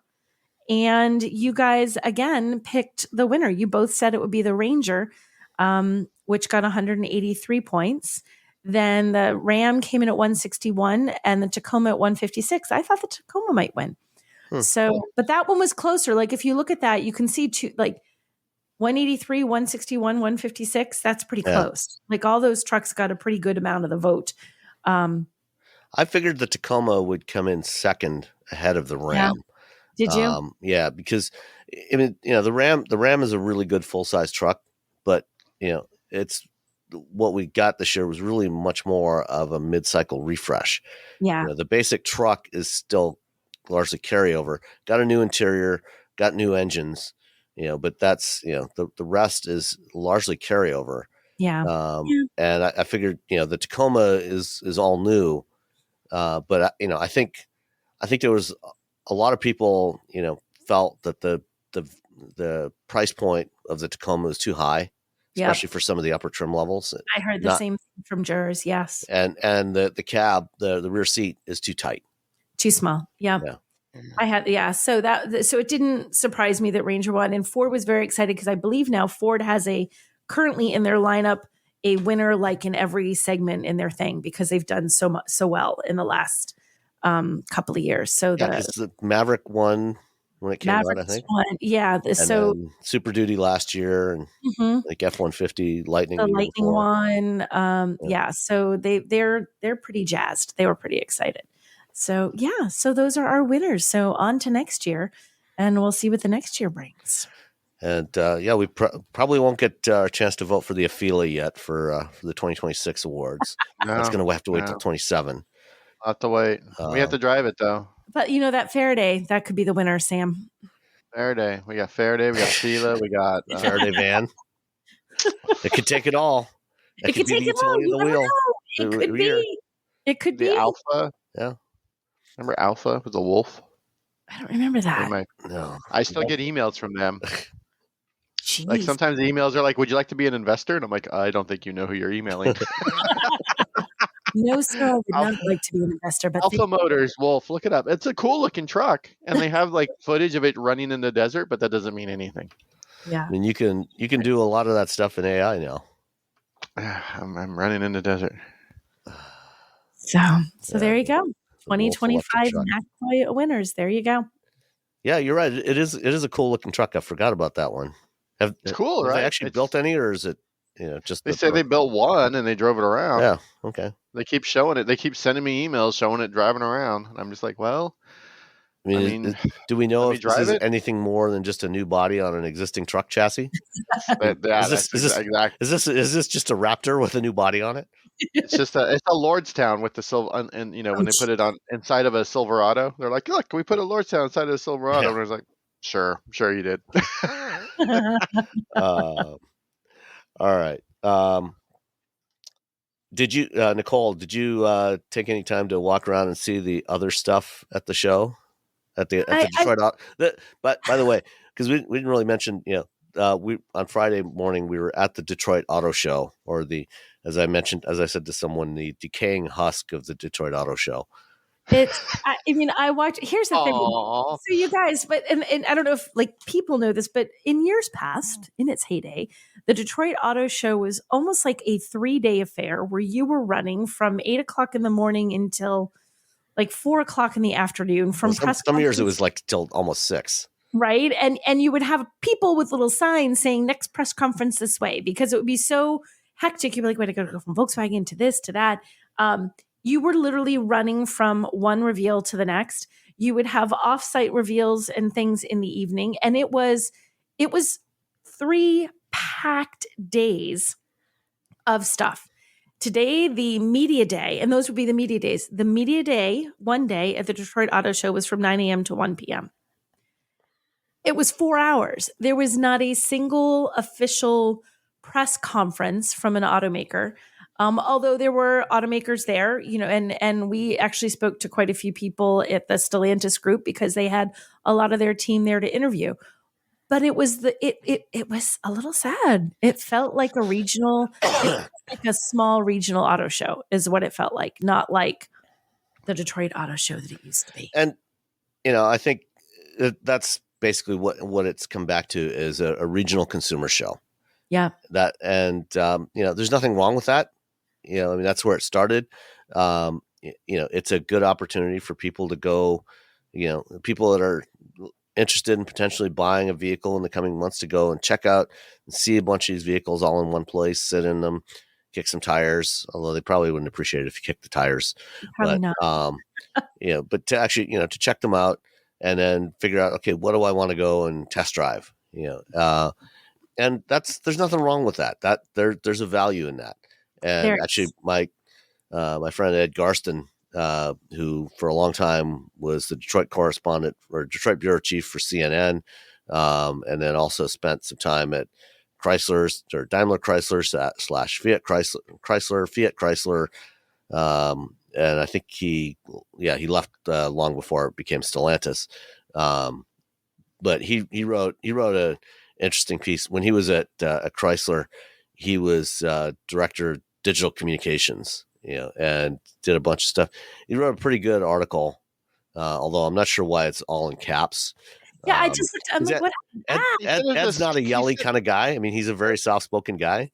Yeah, I saw. He said it had something to do with it's a script. So maybe that's how he wrote his script. Oh, could be. Which seems very weird because that's difficult to read if you're. I don't know. I don't know how people work. It's worth taking a couple of minutes to read it. He's got some good thoughts about kind of how auto shows evolved through the 90s. He came to Detroit in middle of '89. His first Detroit show that he covered was in 1990, and how it evolved and then devolved again over the last decade. And I agree with that. There's nothing wrong with the way it's transitioned. It's not a media event so much anymore. Although, like you said, Nicole, you and I did get a chance to sit down with 3 executives from Stellantis, and those I've already put up 2 of those interviews for patrons on Patreon, and they'll be included in the main show next week. But patrons get to listen to them early, and we appreciate you, patrons. You also earlier this week got to listen to an interview I did at CES with Anders Bell, the global head of engineering for Volvo Car, and that's going to be in today's show. But yeah, I think I think the way they laid out the show this year, it was better than what they did in fall of 2023. It looks a little nicer, a little more pleasant. Yeah. But yeah, definitely, smaller than it has been in the past. And really, auto shows, and is. it's the change from going to big media events to being more focused on consumers. Because even when we're there back in the day, we have 3 days at an auto show, but the show goes much longer for the public once it opens to the public, and they have all this opportunity to see stuff. It's still a great way for people to see a lot of cars in one place without having to drive from dealer to dealer to dealer. So it's still great from that point of view. But I just think the nature of media has changed. Putting us all in that room, just show us cars when you can do other things, just makes more sense. Yeah, and even CES, I think we're seeing the same thing at CES. Less of the emphasis on big events and big booths at CES than there has been in prior years. I was talking to one CEO earlier this week. He said last year they spent $7 million to do a booth on the show floor at the Las Vegas Convention Center. And this year they had a suite at the Fontainebleau. And it was much more effective. The shows are so expensive. And if you don't see the return on that investment, especially when you can just, if I want a bunch of journalists to pay attention to my thing and it not get buried in other CES shenanigans, I have an event in September. I fly a bunch of people out to wherever. Yep. We land. We all sit in a room. We learn the news. We get under embargo. We talk we walk around the car. We make content. We talk to executives, and then like a week later, it all goes up, and they're not competing with everyone. Versus CES, where you're competing with like a smart toothbrush. Exactly. Yeah. And even when you factor in, the cost of flying a bunch of people to some location, putting them up in a nice hotel, it's usually still cheaper than doing one press conference at a major show. It's a fraction of the cost. So, it is the way it is. But one of the, after we were done with our Stellantis interviews, I took a walk around the show floor as I was making my way back to the exit to head back to my car to come home. And I did stumble across one thing that was kind of cool, which is the grounded RV. Did you go by the Chevrolet booth, Nicole? I don't think I saw this. No, I think I missed this when I was there. Oh, so this is they had an RV based on a Brightdrop delivery van. Oh, cool. So this is a little startup that is working out of New Lab in Detroit, which is New Lab is the facility next door to the Michigan Central Station. The building was the former Detroit Book Depository, and it's part of the complex that Ford bought some years ago. They bought the Book Depository, the station, and a couple of other adjacent buildings. And the first one to open up in 2023 was New Lab. And it's an incubator, a space for startups and of various kinds to get some space to do some collaboration. And so Grounded RVs is some former folks from Tesla and SpaceX, Tesla and SpaceX that wanted to build an electric RV. And the first one they did was based on the Ford E-Transit, which has much less range than the Brightdrop. And so their second generation model, the G2, is based on the Brightdrop van, which has much bigger battery. It's got all-wheel drive. It's got a range of they're saying about 250 miles. And this is a pretty cool RV. And the starting price for it is about $199,000, which sounds like a lot, and it is. But if you compare it to, say, some of the customized Sprinter vans or Transits or some of the other overlanding vans, it's actually it's pretty comparable to those. Yeah, this actually looks really cool. I'm reading it. It looks really neat and like great. This very rectangular shape of it. You know what I mean? Mm-hmm. For storing stuff. But it looks like it ships. It says in here, it ships fast. So, and you can swap or upgrade modules. It looks like there's like a module way that they have this where you can, like, they show one module, like they have these different layouts, and there's one layout where it makes little bunk beds, and then there's spot for you to like slide your kayaks in, like on the side, like inside the little camper van. This is kind of neat. I like the idea of being able to do all these different examples. And if you could actually be like, well, we're going camping this week, we need this many beds, but next week we only need 2. Like, you could mess around with it. Yeah, the whole interior is modular setup with bed modules and storage and other stuff. They even have one module that looks like they've totally set up an office so you could quote work from home from wherever it is you chose. Yep. And it comes with a Starlink receiver, and you get solar panels on the roof for 11 kilowatts of power. So you can power your stuff while you're working from the road in your camper. That's pretty neat. I think it's 1 kilowatt of power. You're right. I misread that. I was like, well, that's a lot of power. I was like, oh my gosh. Yeah. What are one I was like, what are they using? 1 kilowatt of power. You're correct. Which is still, fine. Yeah. That's very cool. I like this thing. This is pretty neat. I'm sorry I missed this when I was there. This looks kind of... I've driven the Brightdrop van. It's nice to drive. Yeah. I like this. Nifty. Yeah. So making the Brightdrop into a camper, which I think is definitely cool. Cool idea. Yep. All right. That I think is it. That's enough for today. I have an interview that I recorded. That's enough. I have an interview I recorded on Monday morning with Anders Bell, as I mentioned, the global head of engineering for Volvo Car, and that'll be coming up in just a minute. And it was a pretty good conversation. Any final thoughts? Nope, not for me. That's it. All right.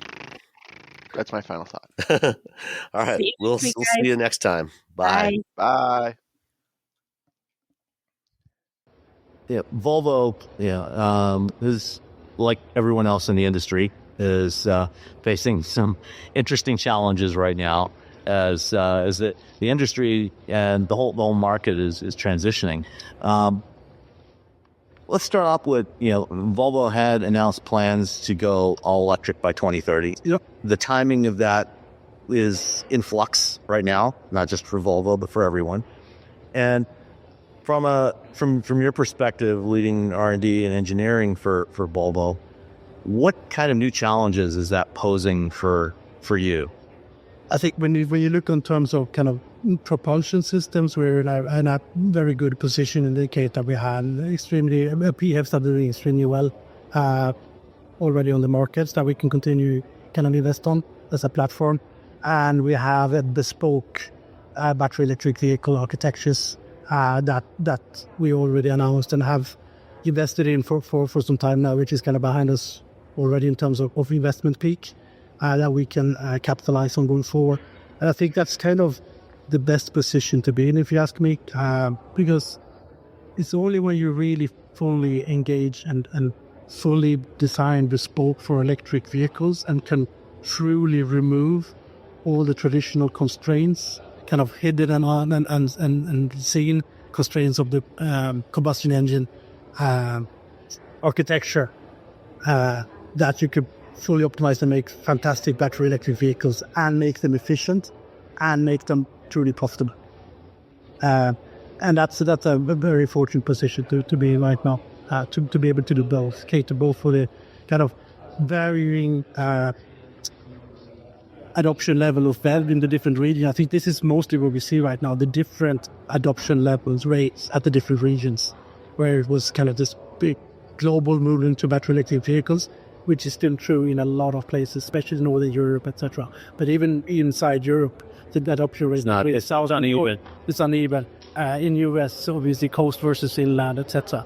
I think being able to navigate that in a pragmatical way is good. And end goal is still super clear, right? End goal is for electrification and for BEV. That's still the case. So, one of the big challenges on the BEV side, of course, is cost. Getting that optimization to try to bring down the cost both from a business standpoint for a manufacturer like Volvo, but also for affordability for consumers. What are some of the areas that you see, for best opportunities for taking that cost out of BEVs and also plug-in hybrids and whatever else you might do? I think for the BEV, it's important. It's a holistic approach of vehicle creation and integration. It's not a system by system approach when you're looking at really truly creating competitive and efficient battery electric vehicles. It's the whole this is where I come back to the being able to design purely for BEV in every single molecule of that product and be able to fully remove the constraints of the combustion engine from that design is a key enabler to really achieve competitive, affordable, but also profitable battery electric vehicles. This also comes together combined with, it's pretty much two different movements in the same time that are happening, right? You have the electrification of the car and the computerization of the car. Coexisting, happening at the same time, could have happened independently, coincidentally happening at the same time, right? So you need to navigate both. Both of these movements drive kind of the same direction in terms of vertical integration. Meaning, first, if you take the example of first generation battery electric vehicles, absolutely okay, did the job. And now I'm talking about the first electric EX40 and Z40. First generation, Tier 1 drive units, buying a lot of the parts in the battery pack, reaching about 88% efficiency, decent for that back in those years, not competitive today. So today we have in production second generation e-motor and driveline system in those cars, which is reaching 91% efficiency and significantly cost reduction. So it's both increasing efficiency and achieving lower cost by doing more of the vertical integration. Now we're launching soon our third generation, which is 93% efficiency, and further a lot of cost reduction, weight reduction, and CO2 reduction in the manufacturing process. So we're still in this hockey stick where kind of Gen 1, 2 to 3, which happens over the course of pretty much 4 or 5 years, a hockey stick of you getting better performance, lower cost, better efficiency, lower CO2 footprint. Of course, that will bottom out at some point, but I think that journey is tremendously important to do as a car company. And we've done it by moving drive unit design and now manufacturing in-house, battery design, and including power electronics, battery management systems in-house, still by the cells. A lot of your charging technology moved in-house. So this is the kind of, I come back to where I started. So the first drift is vertically integrate to a level where you can horizontally, like relentlessly optimize both cost, performance, efficiency across the entire drive unit setup. From drive units, battery pack, power electronics. That journey we have done. So we see this massive stacks in all the boxes. Now, coincidentally, the software-defined vehicle drives the same approach, but hits on kind of different technology areas. Doing all the software in-house and doing truly software-defined vehicle based on our core compute system, you need to also move in-house, in-source, and vertically integrate down to a level where you can horizontally realize functionality. It's a combination of all the hardware capabilities in the car, removing a lot of black box ECUs, traditionally supplied by Tier 1s, moving that in-house. So both the movements, kind of the software-defined vehicle on one side, the battery electric vehicle on the other side, drive the same movement kind of down in your stack, so you can horizontally optimize relentlessly, create functions in the term of software, and optimize the entire chain of electric vehicle propulsion. And this is the big kind of, for me, this is the big transformation that happened in the car, because it's a different way of operating than traditional. All your traditional, I shouldn't say all, your traditional Tier 1 value streams are up in the air. Not saying they are obsolete, they just we need to work differently. A different distribution of what gets done in-house versus... Yeah, and I'll get the strength tip, because the strength is, the example I usually use is a state-of-the-art ADAS system in the domain-based world, the domain-based R, which is the traditional way of creating the product, which is kind of a system of systems where in this case, an ADAS system with a camera, radars, has its own ECU, and it only ever talks to what's inside that network. Yes, of course, there's a communication to braking, steering, etc., but it's decentralized. And that's ECU, which has the radars and the cameras behind it. You can really never reach on the inside truly as an OEM. It's does what it designed to do extremely well, which is to stay in the lane, do auto braking, and whatever functionality you have in there. But what we do in the software-defined vehicle is pretty much remove that ECU, both literally and as a bigger speed. And now the camera and the radar are there. They're justified to stay in lane and do auto braking and all those things. But now it's a capability exposed to the entire system. So now you can realize all those functions that you want in an ADAS environment, but you also have access to the camera, front-facing camera for whatever purpose you want to do over time. Dash cam, sentry mode, you name it. And these things are familiar with other... Yeah, so you can leverage the investment you've made in your hardware bill of materials to provide new features and functionality for customers without adding additional hardware costs. And that's really the case for the software-defined vehicle. I don't really particularly like the phrase software-defined vehicle, but people generally in the industry understand what we're talking about, which is to continue add functionality. In the old domain-based system, you added more and more and more complexity. Plus, every single piece of development for a function was done on a system. So if you have multiple ADAS systems in production, you need to repeat the same development twice for the same function. And I think this is the case to continue to grow, to really build on the capability we have in compute, the software and hardware. You need a much more open system, where you do only a development once. Then it's there in the stack. It's available for all the cars on the road and everything that rolls out of the factory from this point on. And then you can start really do innovation and product enhancement in every single sense without adding any complexity in the hardware side. You're just building, so you're looking at the product, the view on the product from high level becomes it's a hardware capability and compute capability over time, to which you can continuously add more and more software functionality. And now you need to kind of always develop it in the trajectory of how much memory do I have, how much CPU do I have left over, what's our sensing capability, and how do I need to develop that all the time? What is the hardware I continuously deploy and upgrade to, so I can keep on without over-speccing here, Right. but never hitting the ceiling. Yeah, you need to give yourself enough headroom to get that growth without going too far. Symbiotic relationship, because this is what we want to do over time. What we think 3 years out we want to do with software to make, and I need to continuously make sure I have the hardware already in production to do that when I get there in the software stuff. So, with the EX90, you've incorporated, I think, the first real iteration of a modern EE architecture. And now that the decision has been made, going back to where we started with, keeping some of the more traditional propulsion systems in place as well, are you porting back that new EE architecture into those existing vehicles as well? Can't go into detail exactly on the what kind of cross-fertilization we do. What is clear, and we show this in our Capital Markets Day, if you take, for instance, on the infotainment stack, yes, we are porting over the same UI, basically the same master from the EX90, the Sport 2, Sport 3 based cars, back to already existing fleet.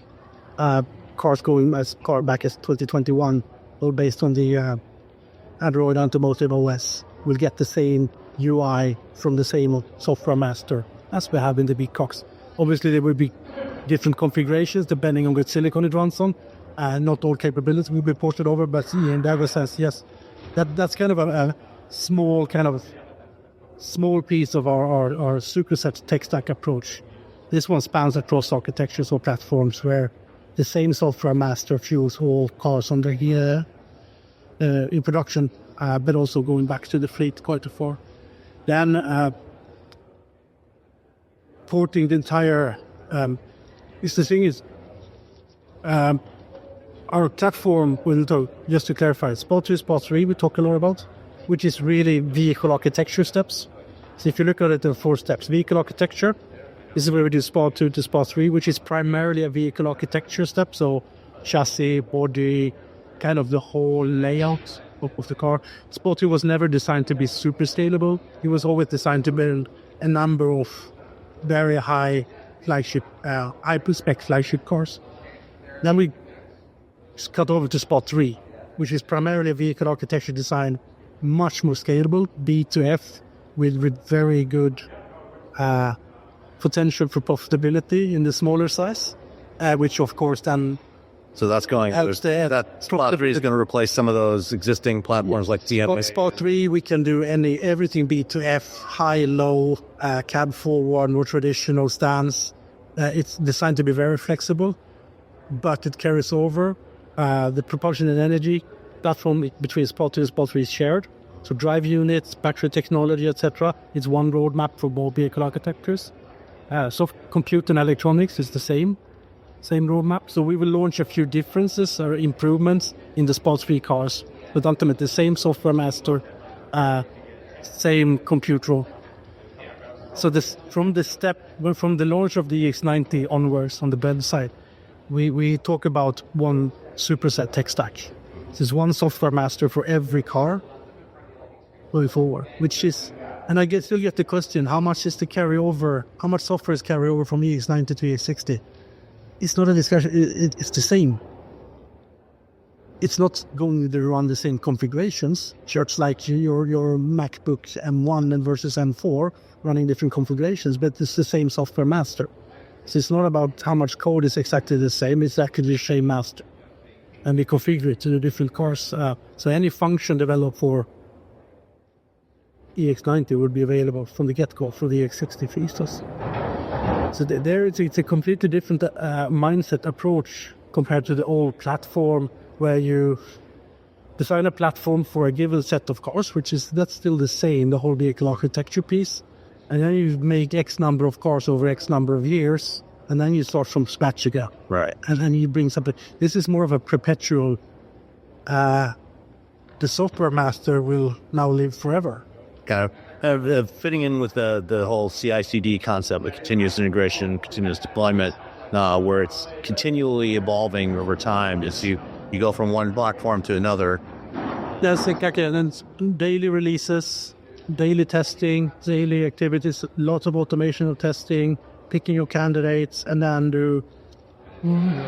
we're aiming to do 4 major releases to customers per year, but obviously those releases are for all cars. It's not per vehicle model. So the releases will be for all cars, both on the road, in the factory, but also on the drawing board. Which is the kind of nature of coming from the same master.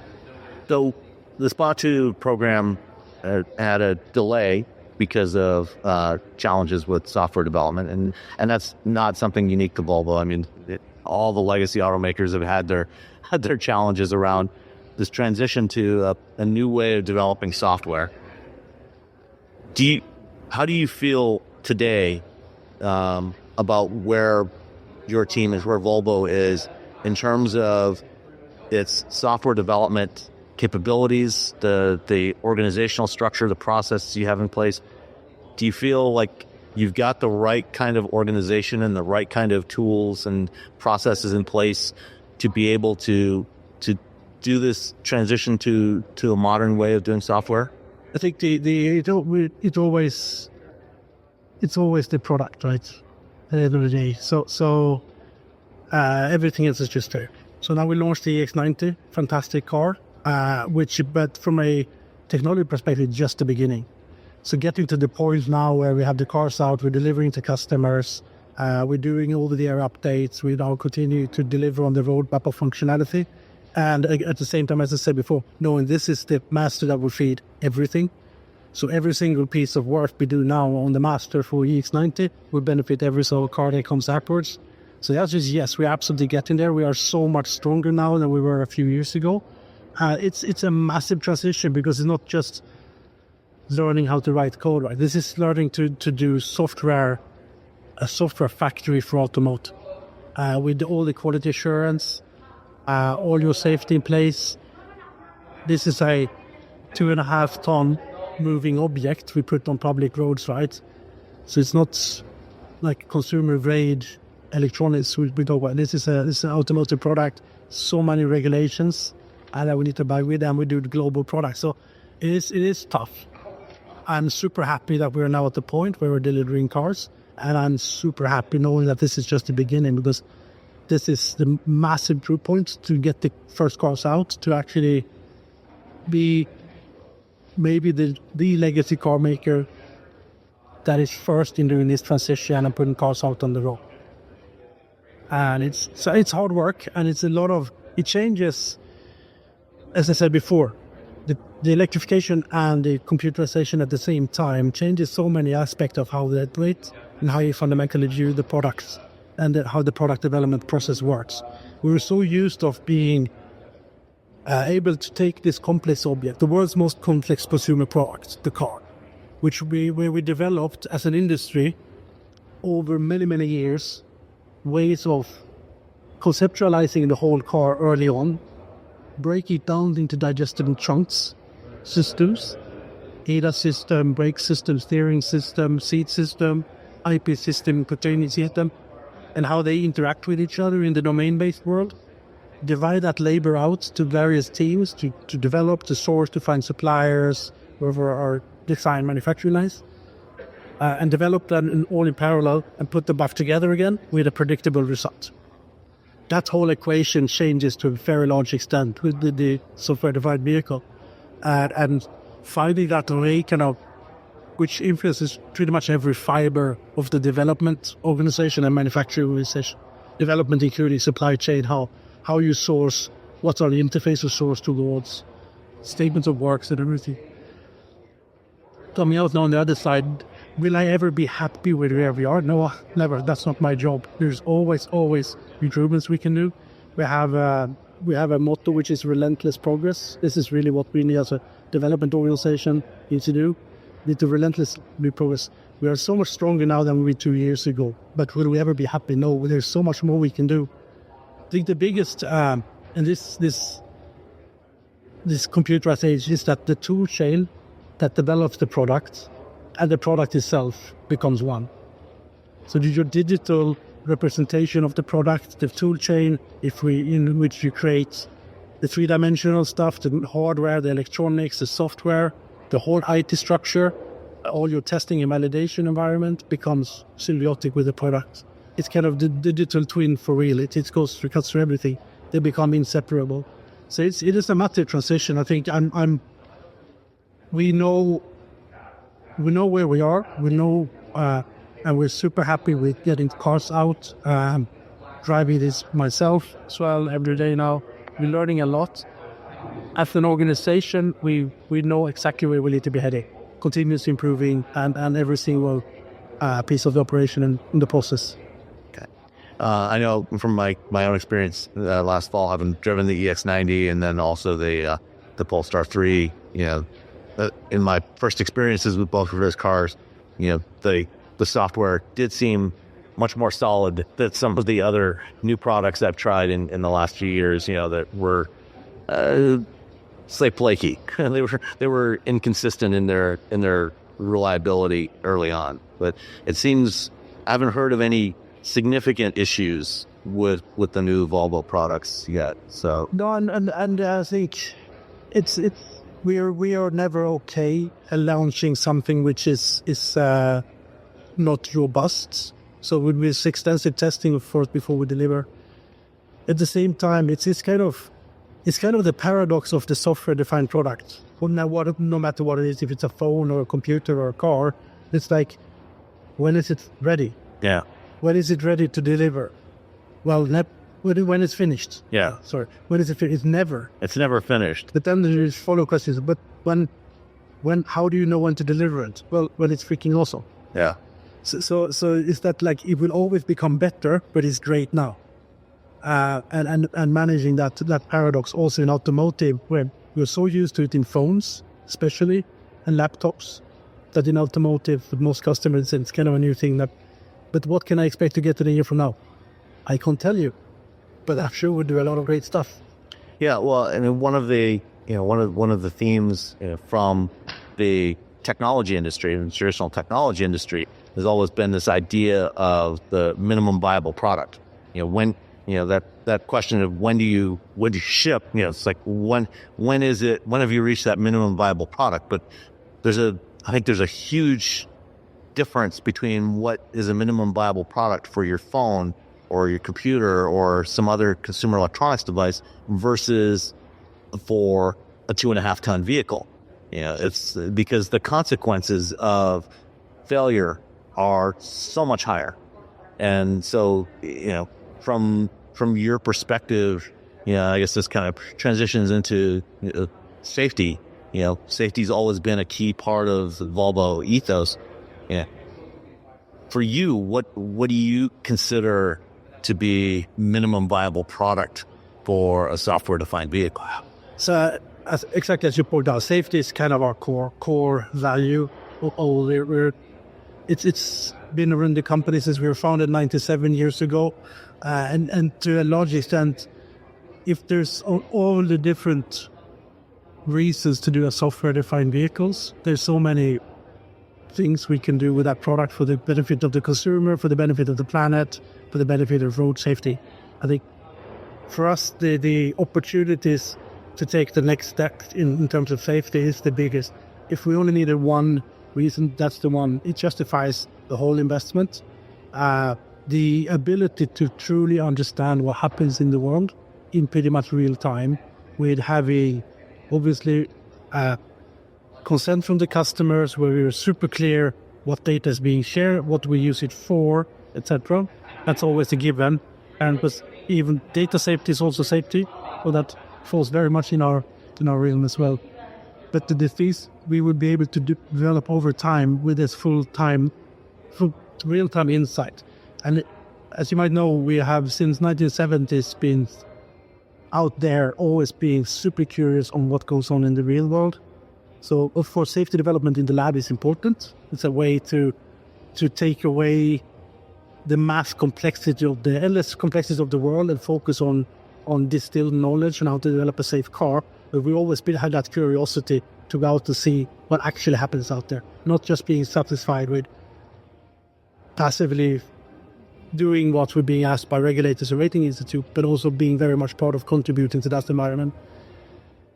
Early days measuring tapes, like police reports, driving out there. We still do that. We collected over 50,000 accidents over since 1970s. That kind of process, the skill set to be able to digest and analyze and convert those into meaningful design activities has fueled a lot of our safety innovations over the last since the company was born, pretty much.